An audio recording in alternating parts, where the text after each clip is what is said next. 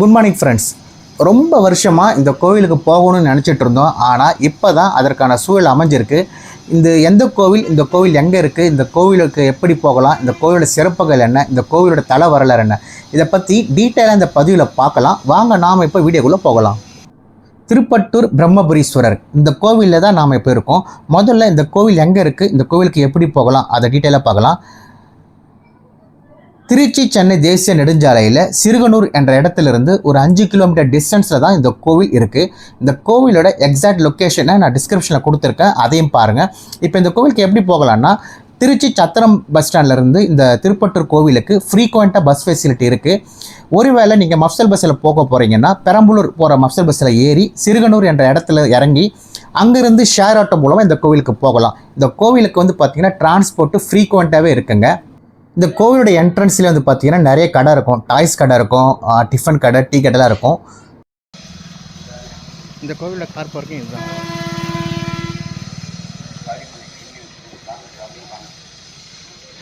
Parking 30 ரூபா charge பண்ணியிருக்காங்க car parking. திருப்பட்டூரில் இருக்கிற இந்த சிவன் கோவிலுக்கு போகிறதுக்கு முன்னாடி இந்த கோவிலுக்கு பக்கத்திலே இருக்கிற ஐயனார் கோயிலுக்கு போனதுக்கு அப்புறமா தான் இந்த கோவிலுக்கு போகணும்னு ஒரு ஐதீகம் சொல்கிறாங்க. ஏன்னா அந்த ஐயனார் தான் இந்த கிராமத்தோட காவல் தெய்வம்னு சொல்கிறாங்க. ஸோ நீங்கள் ஃபஸ்ட்டு இந்த ஊருக்கு போகிறப்போ இந்த சிவன் கோயிலுக்கு போகிறதுக்கு முன்னாடி அந்த ஐயனாரை வணங்கிட்டு அதுக்கப்புறம் இந்த சிவன் கோயிலுக்கு போகலாம். ஒருவேளை அப்படி போக முடியாதுங்க, இந்த கோவிலுக்கு போயிட்டு அதுக்கப்புறமாவது அந்த ஐயனாரை பார்த்துட்டு போங்க. இந்த கோவிலோட வழிபாட்டு முறை எப்படி இருக்குன்னா, பக்தர்கள் தங்கள் வாழ்வில் நற்பலன்கள் ஏற்பட வேண்டி 36 தீபங்களை ஏற்றி வழிபடுகின்றனர். இந்த 36 தீபம் எதை குறிக்குதுன்னா, 27 நட்சத்திரங்கள் மற்றும் 9 கோள்களை குறிக்கும் வகையில தான் இந்த 36 தீபங்களை ஏற்றி வழிபடுகின்றனர். அது மட்டும் இல்லாமல் பிரம்ம சன்னதியை சுற்றி 9 முறை வலம் வந்து வழிபடுகின்றனர். இப்போ இந்த கோவிலோட அமைப்பையும் சிறப்புகளையும் பார்க்கலாம். ராஜகோபுரத்திலிருந்து 7 நிலைகளை கடந்து 300 அடி தொலைவில் தான் இந்த பிரம்மபுரீஸ்வரர் சன்னதி உள்ளது. சுவாமி சன்னதிக்குள்ள சூரிய வெளிச்சம் இருக்கும்படி கோவில் கட்டுமானம் அமைக்கப்பட்டுள்ளது. சூரியனுக்குரிய ரதம் 7 குதிரைகளை பூட்டியது. இதை பிரதிபலிக்கும் வகையில தான் 7 நிலைகளை கடந்து தினமும் பிரம்மபுரீஸ்வரை தரிசிப்பதாக ஒரு ஐதீகம். இந்த கோவிலில் இருக்கிற ஒரு தனித்துவமான சிறப்பு என்னன்னா, தமிழ் மாதமான பங்குனி மாதத்தில் 15, 16, 17 ஆகிய தேதிகளில் சிவலிங்கம் மீது சூரிய ஒளி விடும் நிகழ்வு ஆண்டுதோறும் நடைபெறுகிறது. இந்த சூரிய ஒளி 7 நிமிஷங்கள் வரை இருக்குமா. இது சூரிய பூஜை என்ற பெயரில் நடத்தப்படுகின்றது. இதில் என்ன ஒரு விசேஷம்னா, இதே நாளில் அடுத்த 7 நிமிஷங்களுக்கு அம்மன் மீதும் சூரிய ஒளி படும். இந்த மாதிரி ஒரு நிகழ்வு வேறு எந்த கோவிலையும் இருக்குமான்னு எனக்கு தெரியல. ஒருவேளை உங்களுக்கு தெரிஞ்சால் கீழே கமெண்ட் பண்ணுங்கள். இந்த கோவிலை வலம் வரும்போது சிவன் சன்னதி கோஷ்டத்தில் உள்ள தட்சிணாமூர்த்தி, அதற்கு அடுத்து தனிச்சன்னதியில் உள்ள பிரம்மா, அடுத்து சிவன் சன்னதி கோஷ்டத்தில் உள்ள விஷ்ணு, அதன் பின்னர் மூலவர் பிரம்மபுரீஸ்வரர் என வரிசையாக தரிசிக்கலாம். இந்த அமைப்பானது ரொம்பவே விசேஷமானது. மற்ற கோயில்களில் தெற்கு நோக்கி தரிசனம் தரும் காலபைரவர் இந்த கோவிலில் மேற்கு நோக்கி தரிசனம் தருகிறார். இந்த கோவிலில் இருக்கிற முருகப்பெருமான் சண்முகநாதர் என்ற பெயரோடு வள்ளி தேவனை தாயாரோடு அருள் புரிகின்றார். முருகப்பெருமான் அசுரர்களை அழிக்கச் செல்வதற்கு முன்பு இந்த கோவிலில் லிங்க பிரதிஷ்டை செய்து வணங்கி அதன் பின்னர் படை திரட்டி சென்றாராம். இதனால் திருப்படையூர் என்று அழைக்கப்பட்ட இந்த கோவில் இப்போ திருப்பட்டூர் என்று அழைக்கப்படுகின்றது. முருகன் வழிபட்ட சிவன் கந்தபுரீஸ்வரர் என்ற பெயரில் இத்திருக்கோயிலில் அருள் புரிகின்றார். இது மட்டும் இல்லாமல் பிரம்மா பிரதிஷ்டை செய்து வழிபட்ட பிரம்மபுரீஸ்வரர், பழமலைநாதர், பாதாள ஈஸ்வரர், சுத்தரத்னேஸ்வரர், தாயுமானவர், சப்த ரிஷிகேஸ்வரர், காலத்திநாதர், ஜம்புகேஸ்வரர், கைலாசநாதர், அருணாச்சலேஸ்வரர், ஏகாம்பரேஸ்வரர், மண்டுகநாதர் என 12 சிவலிங்கங்கள் இத்திருத்தலத்தில் அமைந்துள்ளன. பிரம்ம தீர்த்தம் கோயில் உள்ளேயும் மற்றும் வெளிவளாக பகுதியிலும் அமைந்துள்ளது. இந்த திருக்கோயிலுக்கு தரிசனம் செய்ய வரும் பக்தர்கள் எல்லாருமே இந்த சிவலிங்கங்களையும் வழிபட்டு செல்கின்றனர். இந்த கோவிலில் பங்குனி மாதத்தில் 10 நாட்கள் நடைபெறும் பிரம்மோற்சவம் ரொம்பவே சிறப்பு வாய்ந்தது. அதுலேயும் பங்குனி மாதம் பூர நட்சத்திரத்து அன்னைக்கு திருத்தேரோட்டம் நடைபெற்று சுவாமி ரத வீதிகளில் வலம் வந்து பக்தர்களுக்கு காட்சியளிப்பார். மங்களம் தந்து வாழ்க்கையை சிறக்கச் செய்பவர் தான் இந்த பிரம்மா. இதனால் இந்த கோவிலில் பூஜையின் போது பிரம்மாவுக்கு மஞ்சள் காப்பிட்டு புளியோதரை படைத்து மஞ்சளை பிரசாதமாக தருகின்றனர்.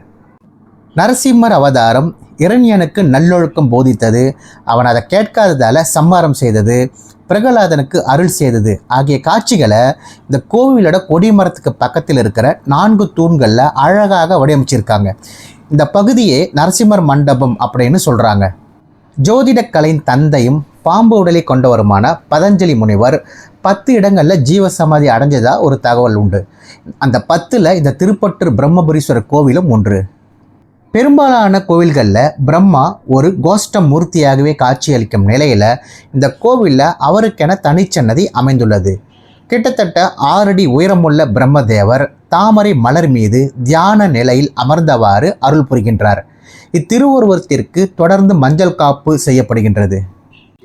திருமண தடை, பிரிந்த தம்பதிகள் ஒன்று சேர, தொழில் வியாபார விருத்திக்காக இந்த பிரம்மாவிடம் வேண்டி வழிபட்டால் உரிய பலன் கிடைக்கும் என்பது பக்தர்களின் நம்பிக்கை.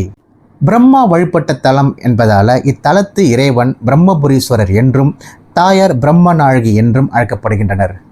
ஆண்டுதோறும் குரு பயிற்சி விழாவும் வாரந்தோறும் வியாழக்கிழமைகளில் பிரம்மா சன்னதியில் சிறப்பு வழிபாடும் நடைபெறுகின்றது. மாநிலத்தில் உள்ள பல்வேறு பக்தர்கள் இத்திருத்தலத்திற்கு வந்து இத்தலத்து இறைவனை வழிபட்டு செல்கின்றனர். இந்த கோவிலோட ஒரு பகுதியில் கைலாசநாதர் சன்னதி உள்ளது. இப்போ நீங்கள் அதை தான் பார்த்துட்டு இருக்கீங்க. இதில் என்ன ஒரு விசேஷம்னா, இந்த கோவிலோட கோபுர வடிவமைப்பு தஞ்சாவூரில் இருக்கிற பெரிய கோவிலில் இருக்கிற அந்த கோபுரம் போன்று அமைக்கப்பட்டிருக்கு. அது மட்டும் இல்லாமல் இந்த கோவில் தஞ்சை பெரிய கோவில் கட்டுறதுக்கு முன்னாடியே கட்டப்பட்ட கோவில். இந்த கோவிலில் இருக்கிற கைலாசநாதருக்கு எதிர் திசையில் ஒரு பெரிய நந்தியும் இருக்கும். இப்போ இந்த கோவிலோட தல வரலாறை பார்க்கலாம். அதுக்கு முன்னாடி நம்ம சேனலை சப்ஸ்கிரைப் பண்ணுங்க, ஷேர் பண்ணுங்க, கமெண்ட் பண்ணுங்க. அப்படியே பக்கத்தில் இருக்கிற பெல் ஐக்கனை ப்ரெஸ் பண்ணுங்க. அப்போ தான் நம்ம போடுற வீடியோ உங்களுக்கு நோட்டிஃபிகேஷனில் வரும். வாங்க நாம் இப்போ இந்த கோவிலோட தல வரலாறை பார்க்கலாம்.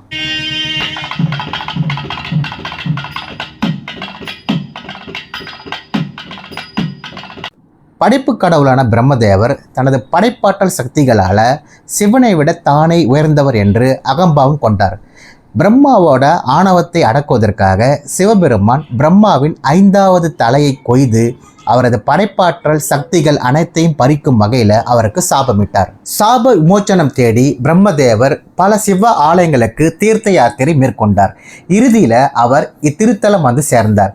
இந்த இடத்துல பிரம்மதேவர் 12 சிவலிங்கங்களை நிறுவி கடும் தவம் புரிந்தார். பிரம்மாவோட தவத்தால் மனமிறங்கிய சிவன் ஒரு மகிழ மரத்தடியில் தோன்றி பிரம்மாவின் படைப்பாற்றல் சக்திகளை திரும்ப அளித்தார். அது மட்டும் இல்லாமல் சிவபெருமான் பிரம்மாவிற்கு ஒரு தனித்துவமான வரத்தை அளித்தார். பிரம்மதேவர் தனது சொந்த விதியை இத்தலத்தில் திருத்தி அமைத்து கொண்டது போலவே இந்த கோவிலுக்கு வந்து வழிபடும் அனைத்து பக்தரின் தலைவிதியையும் திருத்தி அமைக்கும் அதிகாரத்தை பிரம்மருக்கு வழங்கினார் சிவன். இதனால தான் இத்திருக்கோவிலுக்கு தலையெழுத்தை மாற்றும் திருப்பட்டூர் அப்படின்னு ஒரு பேரு. கிட்டத்தட்ட 1500 ஆண்டுகள் பழமையான இந்த கோவில் சோழர்கள் காலத்தில் கட்டப்பட்டதாக சொல்லப்படுகின்றது. 7ஆம் நூற்றாண்டைச் சேர்ந்த சைவ பெரியார்களான அப்பர் மற்றும் சுந்தரர் ஆகியோரின் புனிதமான தேவார பதிகங்களில் இத்தலம் குறிப்பிடப்பட்டுள்ளதால் இது ஒரு தேவார வைப்புத்தலம் என்ற சிறப்பை பெற்றுள்ளது. திருவாதிரை, புனர்பூசம், சதயம் மற்றும் ஜன்ம நட்சத்திர நாட்களில் பக்தர்கள் பிரம்மாவை வணங்குவது விசேஷ பலனை தரும். படைத்தல் தொழிலை மேற்கொள்ளும் பிரம்மா தனிச்சன்னதியில் இங்கு காட்சி அளிப்பதால் குழந்தை பேறு வேண்டுவோருக்கான பிரார்த்தனை தலமாகவும் இந்த கோவில் இருக்கு. பதஞ்சலி முனிவர் ஜீவசமாதி அடைஞ்ச இடத்துல ஒரு லிங்கமும் ஓவியமும் இருக்கு. மன அமைதி கிடைக்க, எலும்பு சம்பந்தமான நோய் நீங்க, கல்வி கலைகளில் சிறப்பிடம் பெற, குருவருள் கிடைக்க திங்கள் வியாழக்கிழமைகளில் இவரை வழிபடுகின்றனர். இந்த கோவில் வார நாட்களில் காலை 7 மணி முதல் 12 மணி வரைக்கும், மாலை 4 மணி முதல் இரவு 8 மணி வரைக்கும் திறந்திருக்கும். அது மட்டும் இல்லாமல் வியாழக்கிழமைகளில் காலையில் 5:30 மணி முதல் பிற்பகல் 1 மணி வரைக்கும், மாலை 4 மணி முதல் இரவு 8 மணி வரைக்கும் திறந்திருக்கும். இந்த கோவிலில் ஐப்பசி மாதம் நடக்கிற அன்னாபிஷேகம் ரொம்பவே சிறப்பு வாய்ந்தது. நீங்கள் இந்த கோவில்களுக்கு போகும்போது இந்த கோவிலுக்கு பக்கத்திலே இருக்கிற காசி விஸ்வநாதர் கோவில், அய்யனார் கோவில், பெருமாள் கோவில், இந்த கோவில்களுக்கும் போயிட்டு வாங்க. யாருக்கு தலையெழுத்து மாற வேண்டும் என்ற விதி உள்ளதோ அவர்களே இக்கோவிலில் உள்ள பிரம்மா பார்வையில் படுவார்கள் என்பது ஐதீகம். இந்த கோவிலை பற்றி எனக்கு தெரிஞ்ச தகவலை பதிவு பண்ணியிருக்கேன். மேலும் சில தகவல்கள் டிஸ்கிரிப்ஷனில் கொடுத்துருக்கேன். ஒருவேளை இந்த கோவிலுக்கு நீங்கள் ஆல்ரெடி போயிருந்தீங்கன்னா உங்களுடைய எக்ஸ்பீரியன்ஸை கமெண்ட்டில் ஷேர் பண்ணுங்கள். அது நிறைய பேருக்கு யூஸ்ஃபுல்லாக இருக்கும். இந்த கோவிலுக்கு கட்டாயமாக குடும்பத்தோடு போயிட்டு வாங்க. மீண்டும் ஒரு பதிவில் சந்திக்கிறேன். டாட்டா, பாய் பாய்.